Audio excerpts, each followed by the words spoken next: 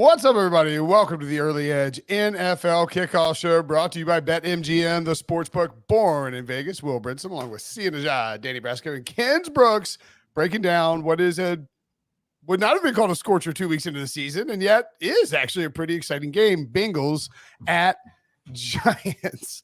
Bengals are -3.5 in this one, a total of 47. Sorry, I'm chuckling because my son, who has been banned from the chat, just went storming by to alert me to his presence.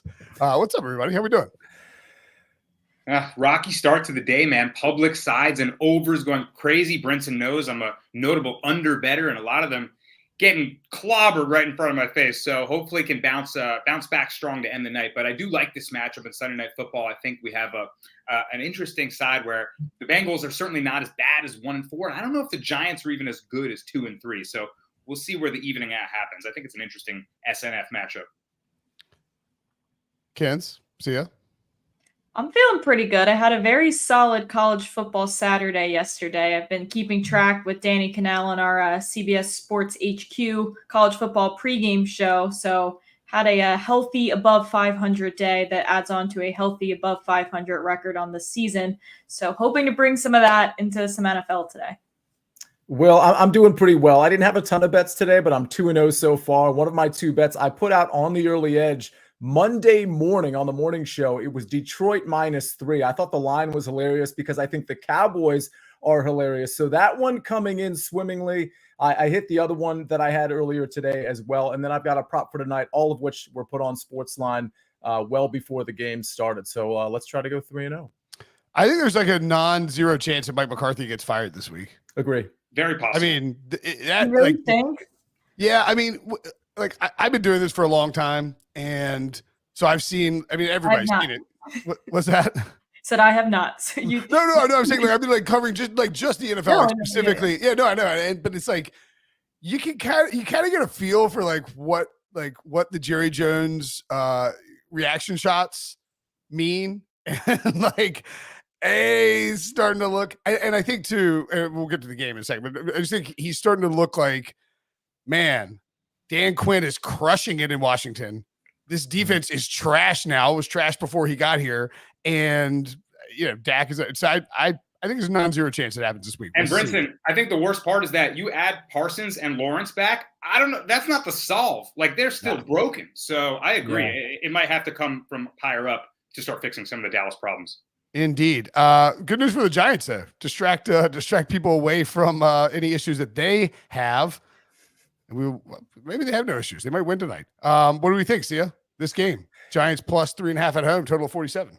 Yeah, so there's a lot of props I would sort of like to potentially lean into, including the one that I'll talk about later today. This is such a curious line to me. I honestly, home dog that's playing pretty well in the Giants, getting the hook. It's hard for me to take the Bengals here, but I don't have an official play either way. But if you put me in a box and said, hey, you got to take something, I would take the under, because I do think if the Giants cover, it's probably going to be a lot of Tyrone Tracy. It's going to be running the ball. It's going to be the short area throws to Wan'Dale Robinson and Darius Slayton, who, by the way, is running the long routes, but the short routes too. That's going to end up milking the clock quite a bit. So I could see a scenario where you hit 44, 45 points here. You get a 23-20 game. And there you have it.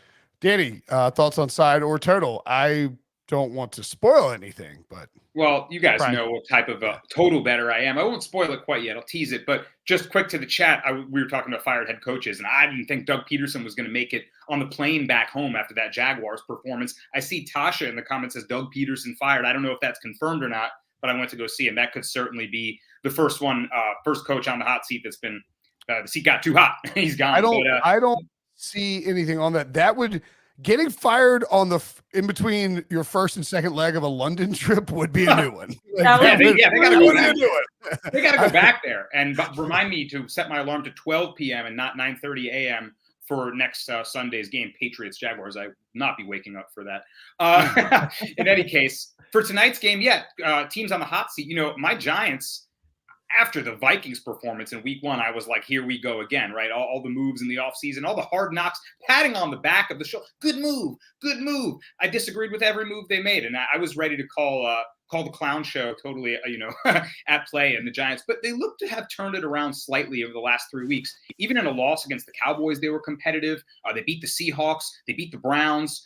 And now some experts are kind of looking at them a lot different than their perception of the market was to start the year. I don't know about all that, Brinson. I'm feeling like it might be fool's gold. I know my Giants well, and looking at those wins, the Seahawks were decimated with injuries, and the Browns are not the Browns. So I don't know if I rate those so much, and I'm curious to see. I know the Giants plus 3.5 sort of looks like the sharp play tonight, but I don't know. I don't know if you can trust New York quite yet. Yeah, Danny Dimes has been good, man. Like, he's just been good the last couple of weeks, and I don't think the Bengals are the team to stop him. So I'm on the over here. No neighbors is a problem, but Darius Slayton, pretty sufficient fill-in and a very good deep threat. Dimes' deep ball has been better. Wan'Dale Robinson's going to have 52 catches for 53 yards. And like Theo Johnson will ruin everybody's DFS evenings by catching a touchdown or something like that. But I just think this Bengals defense, and I don't think it's a Lou Anarumo thing. I think he's a good coach. Yeah. But the offseason attrition in terms of the roster and then the injuries that they've sustained this year have just made this defense to the point where they can't slow down anyone. And conversely, you have a Giants defense that, Kayvon Thibodeau on injured reserve now. Dexter Lawrence is a freaking man-child, of course, but I think Joe Burrow and this Bengals offense have started to really cook the last few weeks, and we'll see a bunch of points. So I'm on the over here. Makes sense. I get it. Yeah.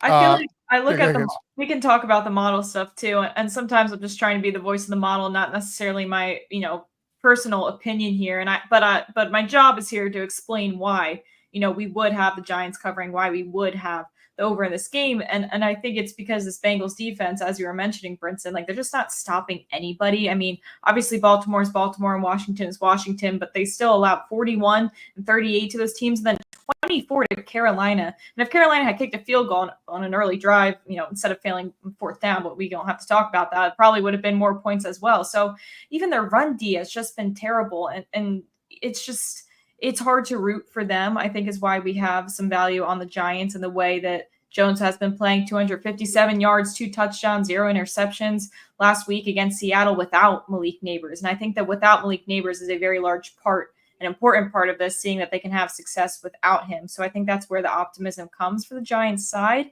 I guess my favorite play here would probably be to lean over. Yeah. I mean, look, you get a bunch of field goals, some conservative coaching. Zach Taylor doesn't make all the right decisions sometimes, could miss. I just think we're going to see some scoring, and hopefully we get a fun game. Well, Brinson, before we go on, I should be the contrarian to step in here and say I am going to take the under in prime time, and it looks like I'm on the right side of it so far in terms of the market. I got 47. I put it out on SportsLine at 46.5. It's down to 45.5, and with the public on the over. So it is a little curious with the movement. I don't disagree with anything that you guys said. Like, the Bengals haven't been able to stop a nosebleed as of late. But I do believe in defensive coordinator Lou Anarumo to clean it up a little bit. I like their safeties a lot, Geno Stone and Von Bell. I think they can limit explosive plays. And although the Giants did look good without Malik Neighbors against the Seahawks, they were missing all of their best corners. They were missing some great edge rushers. I mean, that was not a fully loaded Seahawks defense. So I don't think you can underrate the playmaking ability of Neighbors. And even if Slayton does step in there, I'm just not sure the Giants will contribute their share of scoring to this total. So I think the Bengals offense could hum. Like you mentioned, they've gotten real efficient as of late. But I'm seeing limited explosive plays keep this slightly under the total with the Giants not contributing too much themselves. All right. I see in the Sox Nation riding with Danny Brasco. My guy. Giants money line for 671 Stonefish. Prayers for Aiden Hutchinson, man. Yeah, no kidding. Yeah. That was bad. He's probably winning. He was probably currently defensive player of the year, right? Do we have an update on that situation? He was on pace to break the sack record. I mean, again, like I'm not like just I've done this for a long time. But one of the truisms of in-game NFL injuries is if you get a ruled out on a lower leg or knee injury for somebody who's carted off within like 5 minutes from the team, he's almost like 90% of probably 99% of the time done for the year. And if the telecast isn't replaying it, which they didn't, that tells you a story that some funny stuff happened, and I don't mean that in the true way of that word, but that it's too gruesome to show. That usually means it's a complex injury. Yeah, especially if they say we're not showing the replay. That's when you know it's real bad. Yeah. That's when you know it's real bad. Those, and then the ones where it's just non-contact and you just see like a quarterback. Suddenly you're like, wait, why is he down? Those are always make your heart race. I always think back to the Julian Edelman ACL in the preseason where he was like running with like no one within 5 like yards of him, and he just went down. You're like, oh, that's it.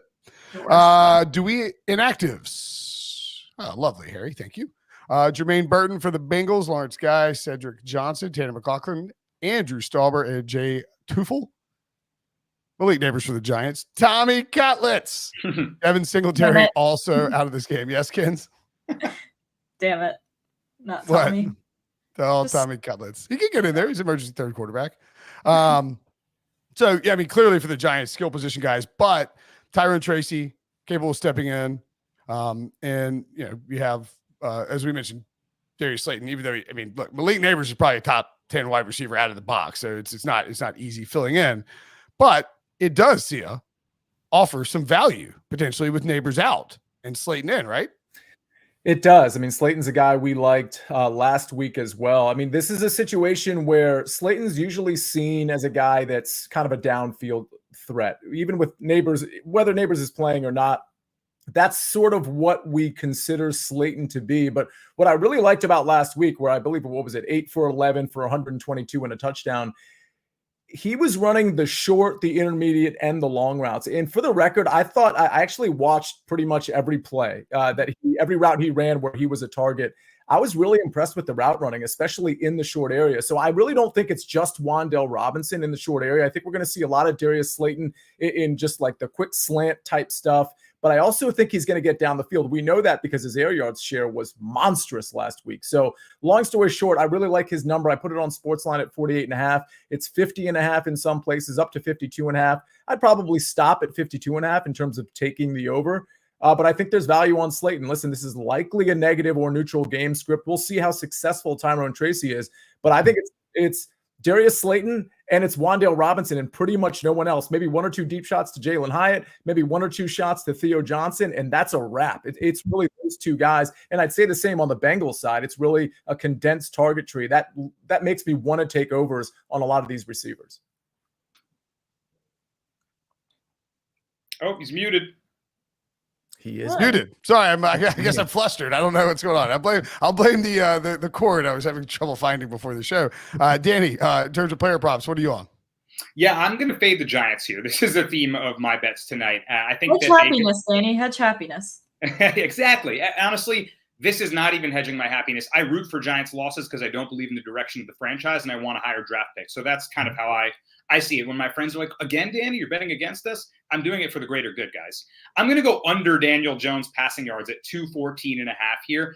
It's set curiously low considering we're talking about Danny Dimes looking good. Again, I mentioned the bevy of injuries that the Seahawks secondary was dealing with, and he went well over this number. I did so in the last 3 weeks, yet the odds makers have set him about 40 yards lower than what he's been averaging over the last 3 weeks. And I just think that they're going to limit the explosive plays again. I can't understate the value of Malik Neighbors. Also, Devin Singletary out, and he works a lot in that little short pass game. Another reason why I kind of like where Sia's headed towards Slayton, right? Short intermediate routes, take that away from the checkdowns. Sure, they could go to Tyrone Tracy, but I think that just takes away another option in this offense. And Daniel Jones falters in night games. What is his statistic? I believe he's 1 in 14 straight up, 6 and 9 against the spread. We'll talk more about that later, but I just think it speaks that he performs poorly. The way that this loses is if they're in a terribly negative game script and he's just chucking the ball around. 214 is not that high of a total, but I don't think he breaks 200 here. So I'm going to take the under and hope the Bengals defense has the best performance of their season yet. As I say, when a defense is really bad and we don't believe in him, you can't go lower than the bottom. So the Giants kind of locked down DK Metcalf last week. I don't think they're going to lock down Jamar Chase. Jamar Chase is just playing really good football right now, and I'm glad too because the first couple of weeks, and I know the Bengals always start slow. It felt like the whole T. Higgins tag, Jamar contract thing might derail this offense, just like vibes based, as we like to say around here. But Jamar Chase is even money anytime touchdown. Like, that dude can score from anywhere on the field. And if Joe Burrow's cooking and like you hit him on a slant and he rips it for 80 yards, it's like any number of ways. I think he should be like minus 120. So I'm going to take Jamar Chase anytime touchdown as my player prop. Kens, what do we have from the model? We got two props we like tonight, both on the Bengals side here. I'm going to start with Jamar Chase just because you were talking about him. And just to echo what you were saying, we'll bring some of the math into it too here. I mean, the odds makers have Joe Burrow projected for 34 pass attempts, which is right around what we have. And as a 72% completion percentage quarterback, and you're looking at Chase, who has 25% of the completions, receptions on this team, 25% of 25 completions, we're looking at 6.3 receptions. You can play that back if you need to as well. But nonetheless, I mean, this is just asking him what he typically does. On top of that, you have a Giants defense allowing the fourth highest completion percentage in the league and especially struggle with wide receiver one specifically. But I do think we can still get Chase Brown to go over his rushing yards as well. I know Zach Moss is back, nonetheless, not 100%.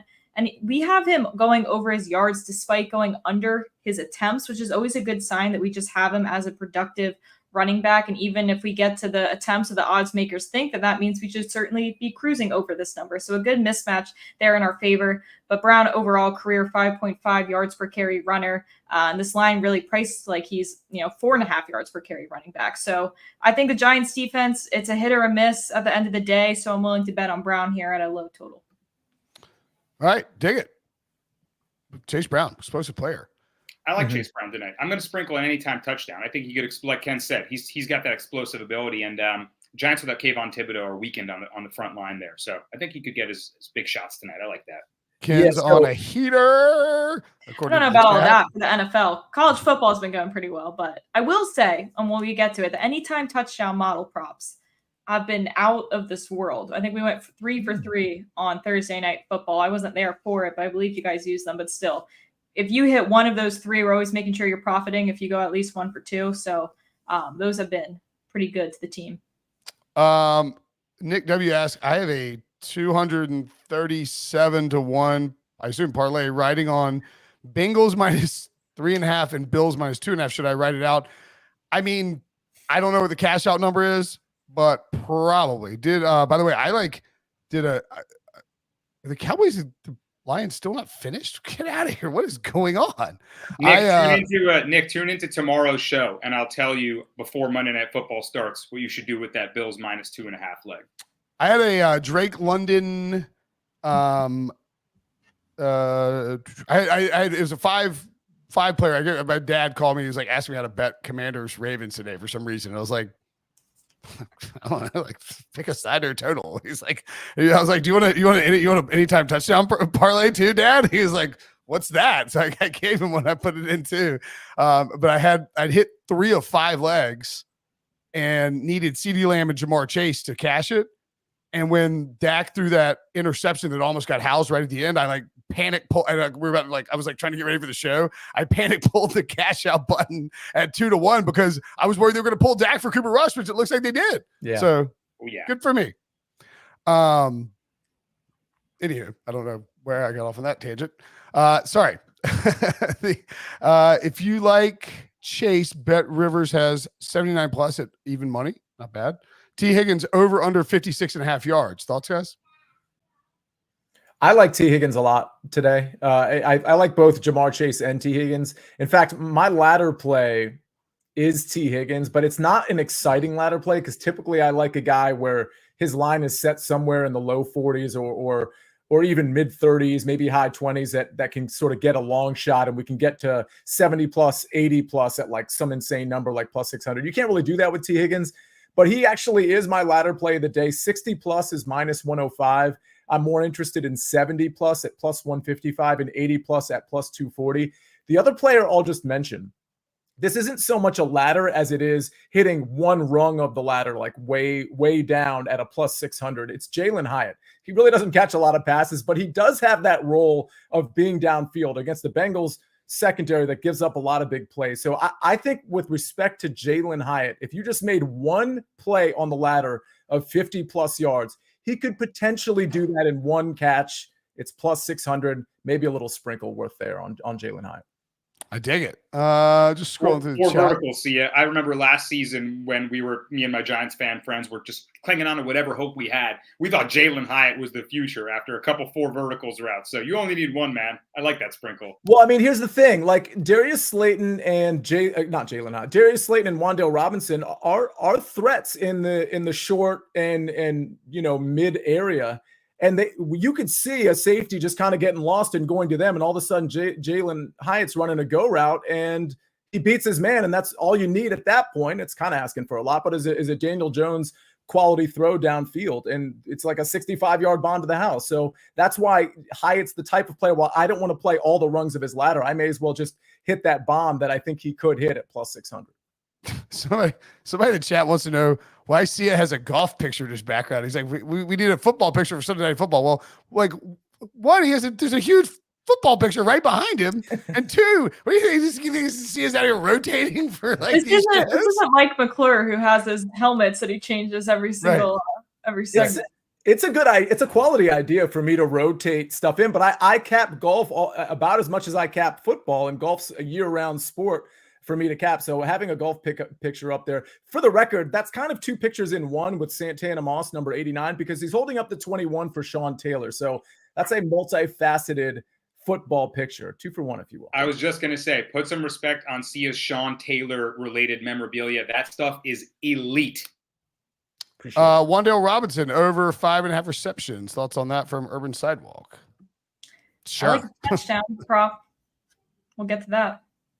Wan'Dale. It's the phrase in like the DFS and fantasy community is like PPR scam, where it's like this guy shouldn't be productive, but he's just going to catch so many passes that he's going to put up enough points. Wan'Dale Robinson is the prince of or the crown prince of the PPR scam, I believe.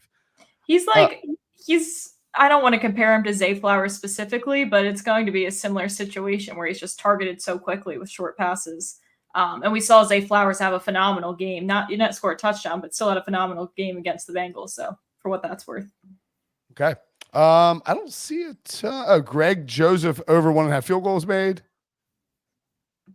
Primetime field goals. Like, I'm never going to tell anyone not to. It's not bad. And also, we talked about the injuries earlier in the show. Don't underrate the lack of a punter for the Giants in Gilliam. And I believe Graham Gano was also experiencing some injuries. They got some banged up special teams. That could prove a little difficult in terms of a game management situation. So maybe the Giants end up in fourth and go situations more than they want to be. All right. Any other? Haley, I don't know if you saw any other notable player props. You guys saw anything in the chat? Not a prop heavy chat this evening. Let's get to Sia's ladder of the day, which you already technically gave out, right? I could give out my since we hit the plus 900 parlay on the last primetime show, I figured I'd send in a new one. I wanted to say send it in like I was Bill Raftery there, but I can't do that. So here's my same game parlay. Send it in, Jerome. Yeah, there you go. Onions. Okay, so here is this is what is this? A 6-legger. It's plus 825. You can manipulate this if you want, if you like, or you want to be a little bit more risky. But again, this is plus 825. Joe Burrow passing touchdowns over 1.5. T. Higgins anytime touchdown score. Again, T. Higgins is probably my favorite receiver in this game from a value standpoint, from a betting standpoint. I'm not saying he's necessarily going to outplay Jamar Chase, but his targets go up every single week, and his air yard share is just fine. Chase Brown to record 25 plus rushing yards. I think you could get risky here and throw Chase Brown up to 50 plus potentially. I got a little worried that he popped up on the injury report Friday. That's why I'm being conservative here. But if he's out there and he's a full go, he's going to have a nice little game. Darius Slayton to record 50 plus receiving yards. That's effectively my bet. I put it in at 48.5 on SportsLine a couple nights ago. T. Higgins to record 50 plus receiving yards. Again, these are alt receiving lines on these guys. Jamar Chase to record 50 plus receiving yards. Obviously another alt line there. Again, that all pays plus 825. I love it. You hit. Oh yeah, you tweeted. I didn't bet it the last one. I think that's why I did. I was like, wait, why did I not take Sia's parlay that cashed easily? So yeah, I'll jump on that one tonight. Guys, I have to tell you quick about me and Chip's parlay that we created, half on cover 3, half off of cover 3, but it was a team to cover every single quarter of college football slate yesterday. It was Vandy to cover the first quarter, Pittsburgh to cover the second quarter, Ohio State to cover the third quarter, as they always do, and then Colorado to cover the fourth quarter. It was 14-1 and cashed. That's wow. The treasure map, 4-man, 4-weave was huge for the team. That's amazing. Speaking of Chip, I actually had lunch with Chip on Friday because he lives in Raleigh too, and he's like, "Here's the parlay for tonight," and it was like a UNLV. It was from the Punt Cast. It was like UNLV first quarter, UNLV like alt total, and it ended up hitting. So that's good for that. Yeah. We've all had our first touchdown bet called back before, and BetMGM is giving you a second chance with BetMGM's Pro Football Second Chance. Place any first touchdown score bet, and if your player doesn't score first but scores second, get your entire stake back in cash. No opt-in required. Here's how it works. Place a pregame straight first touchdown score bet in any NFL game. If your player scores the first touchdown in the game, win your wager is normal. If your player scores the second touchdown in the game, you'll get your stake back in cash. It's that simple. Log into BetMGM for more details. Disappointing today, by the way, that Bijan Robinson, who is such an amazing prospect that I once said he gave me butterflies. And it's true, he does. Like he gets me like all hot and bothered. But he finally scored. He scored twice today. I'm happy with it for my fantasy team. We'll take it. But love to see Bijan diving in there, even if he wasn't the first touchdown scorer today. That's my random first touchdown scorer tangent of the day. Let's get to our first touchdown picks. Has to be 10-1 or higher. Should we hit the anytime tutties first really quick? We should definitely do that. Is this? Yeah. This is what we're looking at. Chase Brown just being somewhat, we would literally set him at -200, which is pretty wild. So definitely getting some solid value at +130. Again, Zach Moss there, just probably limited, and he's so explosive as a runner and receiver. We love to see running and receiving threat running backs when it comes to the anytime touchdown props. And he has 3 touchdowns, 2 rushing, 1 receiving in the last 2 weeks, and is averaging 16 touches his last 2 games. So again, just some solid value there. And then we go to your boy Yoshi here, Yoshi Boss, to be wide open with his speed. And he has a great shot of scoring here, just looking at the math here of Burrow being projected for over 1.5 touchdowns here. He accounts for 24% of the team's receiving touchdowns, which would put him at over 0.5 touchdowns. So getting value at anything at plus money here. +400 is pretty wild. And then Wan'Dale Robinson. We talked about him a ton. This is just a good game for him to get a ton of targets. We talked about Zay Flowers too, someone who has a similar type of game script with his quarterback here. So, both Baltimore wide receivers, honestly, versus the Bengals had some success. So I just think we could see a similar situation here with Robinson. Love it. In full disclosure, and I was trying to give myself I think something got misplaced in the rundown. So there was no anytime touchdown scorer. I'm like Ron Burgundy, man. I'm reading straight off that prompter. And sometimes I'll get lost halfway through the prompter if I see a squirrel outside or somebody text me or something like that. I'm easily distracted. Were you going to say something, Sia? Yeah. So a couple things, just to follow up on kind of what Danny alluded to with Nick's parlay that is can pay him $1,200. I think you kind of have to wait this leg of the parlay. You have 2 legs left. I think you have to wait this part of the leg out, and then you can consider tomorrow. And Danny was alluding to, he'll instruct you tomorrow on tomorrow night's show how you might want to play a hedge or a cash out or something like that. It's probably more of a hedge than it is a cash out. But Danny, before you add to that, I do want to mention that this line has moved precipitously over the last 30 minutes. It's 4 in some places, and at BetMGM, Bengals are now favored by 4.5. So some sharp late money very clearly coming in on Danny Brasco's team, the Cincinnati Bengals. And the one last thing I want to point out is that the Chase Brown anytime touchdown, I really do like. When I was building that initial parlay, I actually had the Chase Brown over 25 plus rushing yards, but I also had a Chase Brown touchdown, anytime touchdown, which really kind of skyrocketed the parlay. The problem with that is I also had Burrow over 1.5 touchdowns and T. Higgins with a touchdown, and it didn't really correlate like I wanted it to in that sense with throwing touchdowns. But Chase Brown can certainly catch one. I just wanted to emphasize the fact that I really like Chase Brown as an anytime touchdown score. Love it. Hey, I'm here for it. Yeah, I really like that. See, I actually put a half a unit on that personally at plus 155. So I totally agree with Ken's and Sia on the Chase Brown angle. Now, Brinson, I don't think I gave out my side in this because we went straight Ron Burgundy on it. But I want to give you guys a great trend to back the Bengals minus 3.5 if you can still get that number. 4.5 even. I played the alternate spread for half a unit minus 6.5. I think they win by a touchdown or more here. Daniel Jones turns into a pumpkin at night. He's 1-14 straight up in night games, 6-9 against the spread. And like I said, I do not think the Bengals are as bad as their 1-4 record shows. Brinson, you alluded to it before. They're the second most efficient offense in the league, very quietly. They're number 2 in expected EPA per play. They move the ball downfield. And the Giants have struggled against opposing number 1 wide receivers. If they look to bracket Jamar Chase, I don't think it's going to work. Then I think they go to Sia's guy, T. Higgins, and he eats on them. I mean, I don't see it for him. Burrow is fantastic in the bounce back spot. 16-7-1 straight up for his career against the spread for his career, following a loss. And on the road, 23-11 against the spread for his career. So Burrow as a road favorite on the road after a loss. I mean, these are all the spots that you back Joey B. And I think he goes ice cold on him here. So, yeah, give me the Bengals easily. My friend Nick in the chat, I think your Bengals minus 3.5 leg cashes tonight. Completely agree with Sia. You can't hedge 2 legs. You got to ride this one out. It's an awesome parlay you have.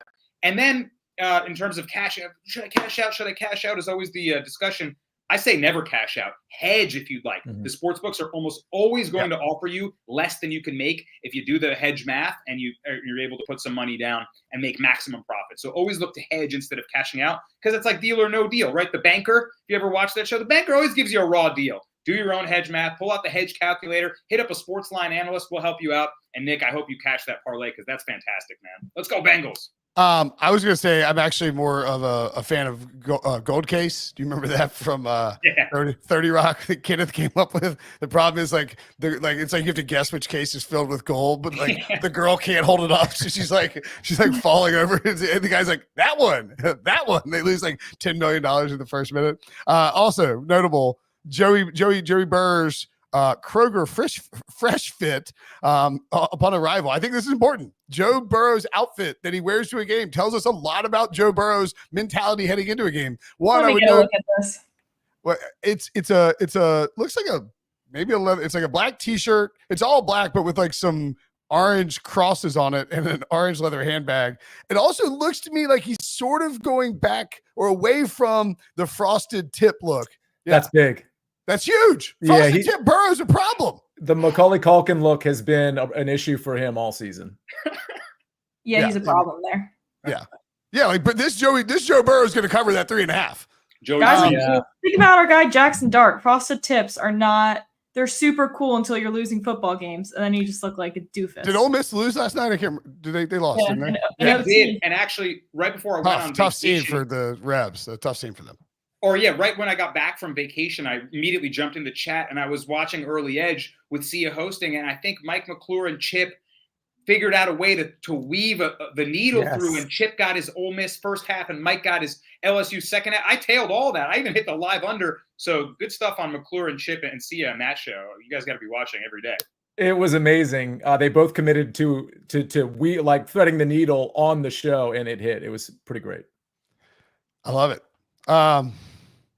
Sucks for Ole Miss though. Tough scene. I do love Lane Kiffin. Time to do frosted tips. I mean, it's just a tough time out there. Yeah, just don't do frosted tips. Yeah. Can't do it. Okay. Our actual first touchdown scores. I was like, man, this show is hauling. Sick. We've all got diamonds above our names.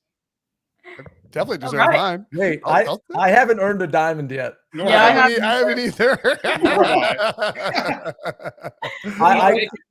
I can understand the mistake being a 6-time champion last year, 6-time. But here we go again. Strap in, everyone. There he is. I'm going to go with. I'll start it off. I'm going to go with Yoshi here, Andre Yoshivas at 20-1. Even with T. Higgins and Jamar Chase heavily involved, obviously, in the offense. Yoshi's still been pretty prominent in terms of the Bengals throwing to him. And I think we got to get above that 10-1 number, and you want to find somebody on Cincinnati that's decent value. I think Yoshi is a pretty good look at 20-1. Sia, you are going to keep diving into the Darius Slayton well. Yeah, especially since I think he's running all the routes, and I think he's running them really well. He's getting separation. I think whether you're outside the 20 or inside the 20, Darius Slayton is going to be a primary target on a lot of routes. So I think plus 1,500 is actually a pretty great number. I don't think it's plus 1,500 everywhere. I think it's like plus 1,100, plus 1,200 in a lot of places. I still like that number as well. Darius Slayton's your first touchdown scorer. Kins. Listen, I'm going to take this approach as the Giants season overall, where like Daniel Jones does something early to give us a lot of hope, and then everything starts to crumble after that. So I think there's a chance he gets in that touch in the end zone early. He hasn't had one yet this season, but he's certainly using his legs, used them a ton last week. So hopefully getting comfortable there, especially at home. Could see the Bengals starting off slow per usual, and we get a Danny Dimes first tutty. And Danny, you're going off the board here with yours. Always. Like I always said, I'm not going to have the most diamonds, but I want the most carrots in my diamonds. And does that make sense? And I'm going to go with Bengals defense. We're all down on them, right? They can't stop a nosebleed. Here it comes. Here comes Trey Hendrickson, strip fumble. Here comes Von Bell, pick six. I'm feeling a big moment from the Bengals defense in this game while we're all down on them, and they show them they're not as bad as we think. All right. That would be a surprise. 30-1, not a bad price either. One of those games too where you just have, because of the injuries to Neighbors and Singletary, you just have all these condensed options who are all under 10-1. Let's recap our bets. I have the total over 46.5 and Jamar Chase anytime touchdown. Shop around. Obviously, we're BetMGM show sponsor, but if you shop around, you can find it at a better price there. Even money in some spots. Danny on Bengals minus 3.5, the under 46.5, and Danny Dimes under 214.5 pass yards. Sia on Darius Slayton's over 48.5 receiving yards, and Kins has Chase Brown over 42.5 rush yards and Jamar Chase over 5.5 receptions, courtesy of the SportsLine model. Man, tight show. Look at us. Yeah. I'm pumped for this game. I think it's a sneaky great game. Giants, Bengals. Could be an explosion early on. Who knows? And hopefully it continues. No offense, Danny.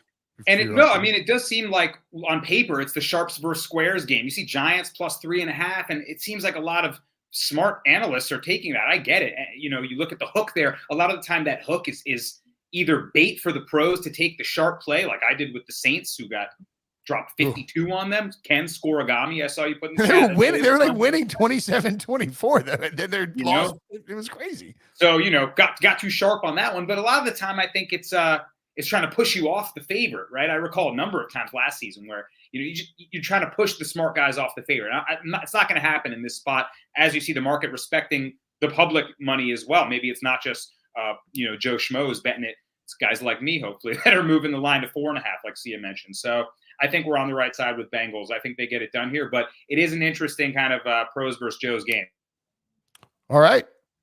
Good stuff, guys. As always, great show. Let's cash some bets. Let's have a great game. For Kins, for Danny, let's throw some diamond hands. Yeah, for Kins, for Danny, for Sia, I'm Brinson. Thanks for watching. Thanks for listening. See you guys later.